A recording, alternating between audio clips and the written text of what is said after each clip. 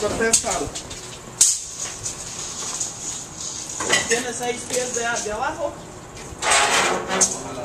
6 también. 6. Y algo la desbate, ¿no?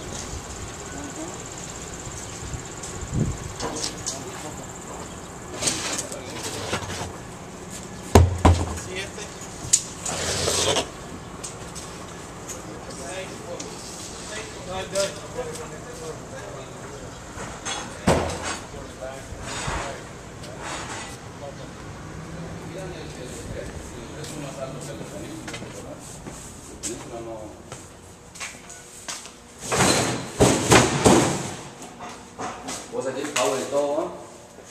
Ah, qué más, ¿no? Como chicharra.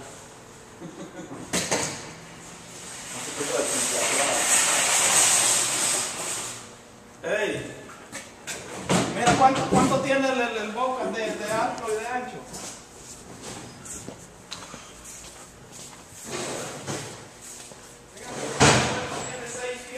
Hi, this is Chris once again with Peninsula Hauling and Demolition Company.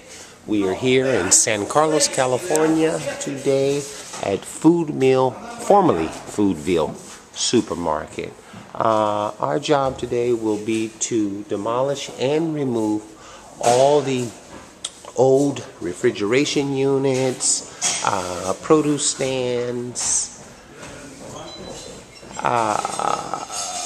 reefer units on the rooftop, along with all the freon from the units themselves. Hey, how you doing? Good, Chris. Good, my friend.